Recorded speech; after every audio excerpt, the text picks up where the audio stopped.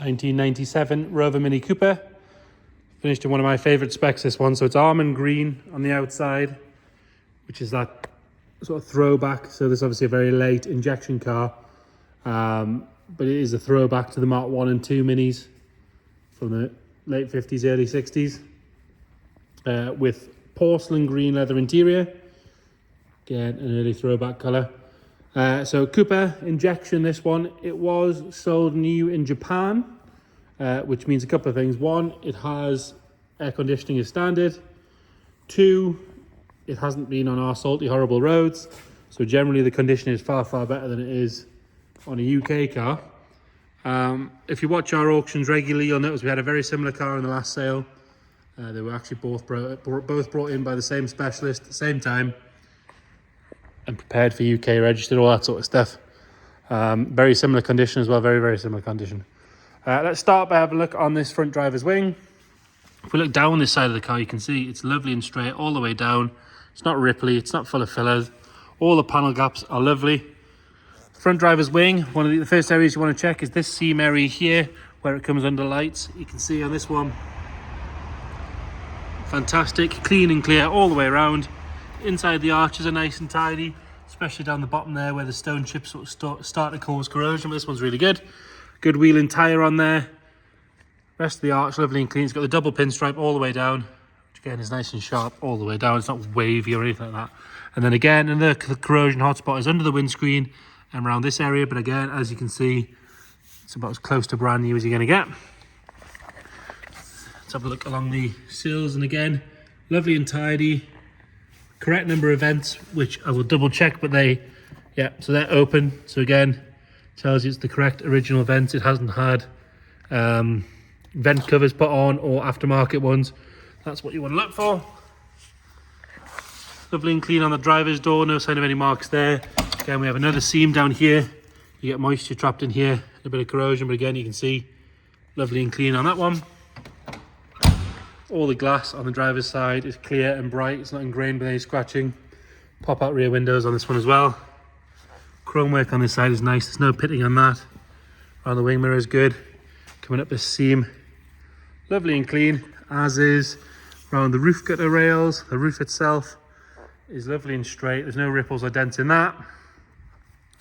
Coming down on the rear driver's side, you can see where the subframe mounts again, lovely and clean and tidy.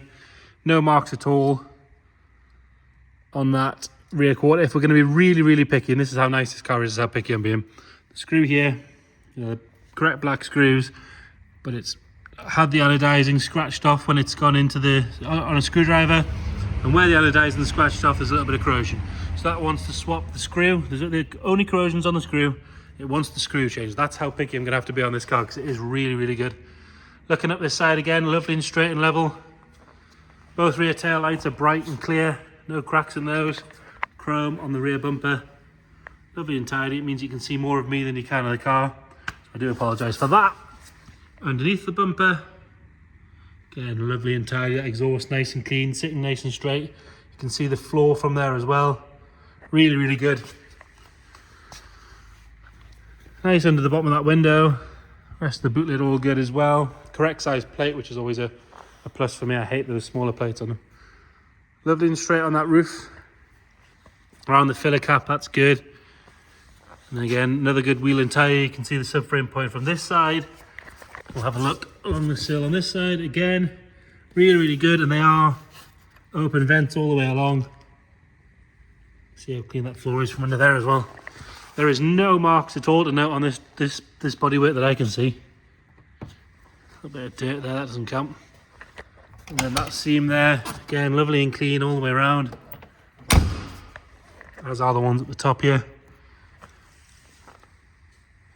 I'd like to try and find at least one mark, but I can't find any. Really, really good all the way around. And then this seam on the front, again, just as good as the other side. As is the bottom of the screen, around the wipers. And then you've got the Cooper driving lamps, again, lovely and clean and tidy on both sides, as are the headlamps and the indicators.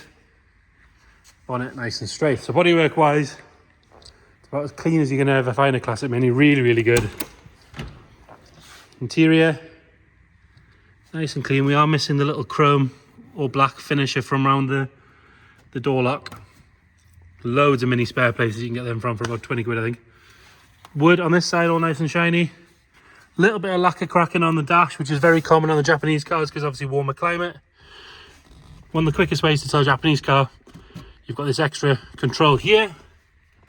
So you've got your standard heater controls down here, air conditioning on the top left. This one, it shows 86,000 kilometers. So if you check the description, we'll tell you exactly what that is in miles. I'm not very good at the conversion. Lovely and clean on that seat. Tiny little bit of wear on the bolster, but very minimal. Carpet set, lovely and clean. Not ingrained with dirt, especially being a light colour. Lovely and tidy on that rear bench. A little bit of ingrained dirt down the bottom on the back of the seat there where the seat actually sits. Can't see it from underneath, but it wants a good clean. Pop the bonnet while we're in here as well. Into the boot. Again, lovely and clean and tidy in there. VIN plate exactly where it should be. Nice and clean on the underside. No sign of any corrosion coming through on those inner arches. Passenger side, wood nice and tidy again. All good on this seat. Very, very tiny little scratch in the leather just there. And again, the carpet set on this side, nice and clean. We've got a aftermarket stereo in there, which is pretty common on the Japanese imports. They didn't seem to hang on to the Rover ones. And then under the bonnet, got a 1.3 injection engine. All nice and standard in here. It hasn't got any aftermarket into air filters or exhaust or anything like that. Lovely and clean and tidy. Some of the Japanese stickers on there, which are nice to still have. Underside of the bonnet, that's all good as well.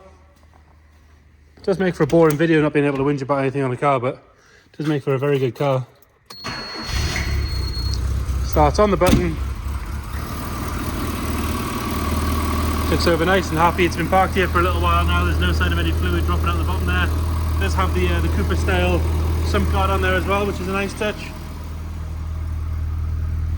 Nothing nasty flying out the back. Was driven to us as well.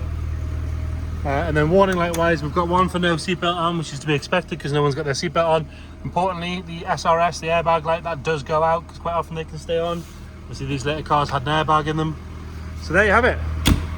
1997 Rover Mini Cooper injection in Almond green. If you've got any questions at all, please let us know. Thank you.